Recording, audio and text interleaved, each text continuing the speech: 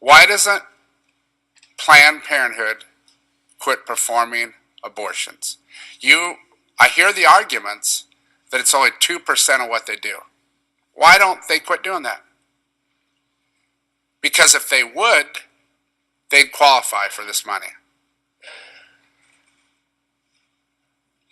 I came on this floor last year and I talked about, didn't get any press, about what happened in Storm Lake.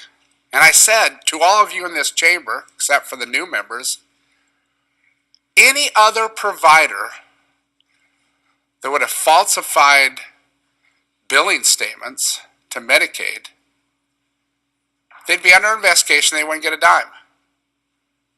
But we continue to do that.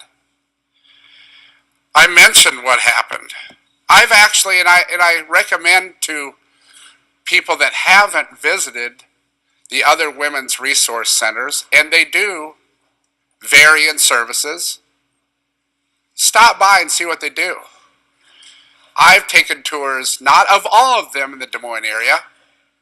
There's several of them just in the Des Moines area. Intervisions, Informed Choices, Birthright, Bethany Christian, Birthwell, Agape.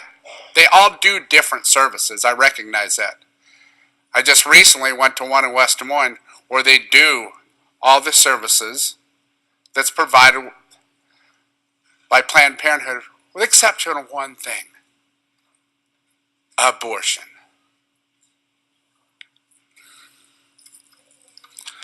I've had this last campaign. Did I run on this issue? Well, let me tell you, there was a lot of forums that I went to, including a flyer that my opponent sent out that said that Brad Zaun would defund Planned Parenthood. And yes, I plan to do that.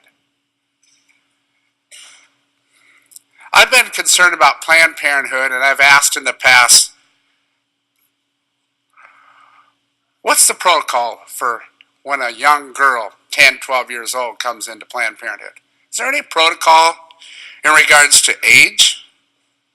Is there any protocol in place when a young girl comes in and wants some of the services provided by Planned Parenthood to establish if there's any rape or incest? I still don't hear that. We've talked about the appropriation. I will tell you this. I will, and I know everyone that's a co-sponsor of this bill will be fighting to make sure that the dollars are in place. And this is why I ask you to go see these other women's resource centers. So many of them are free. They're from people that contribute to these good organizations, and that's how they're supported.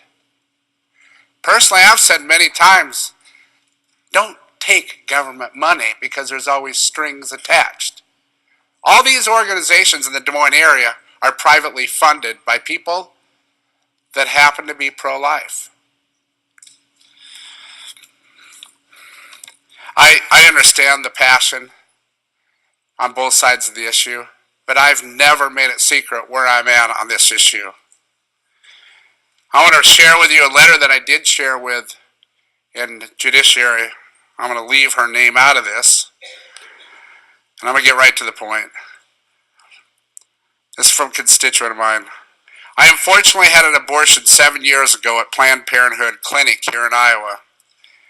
It wasn't until years later that I realized the lies I was told in order to assure that I would go through with the abortion when I was there.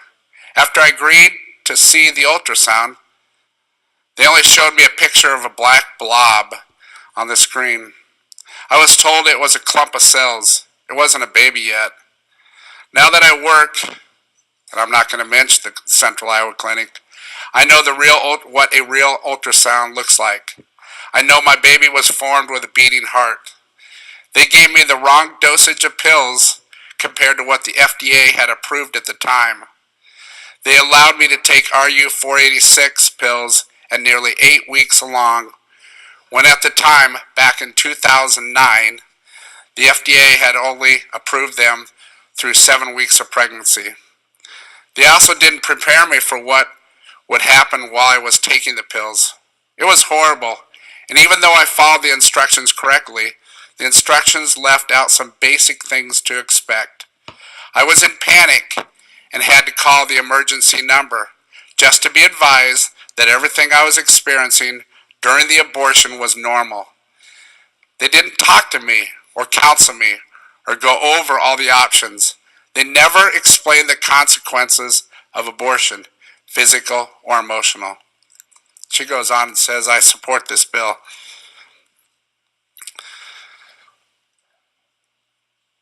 I am a pro-life state senator. I have never hid behind that. I talked about this last year, and we've had other opportunities where we have attempted to pass legislation. There should be no surprise what's going on today. I say this again. If Planned Parenthood only 2% of their business is aborting babies, quit doing it. Then you could qualify for this funding. Secondly, I have a map that I just shared with Senator Sinclair of all the clinics in the state of Iowa.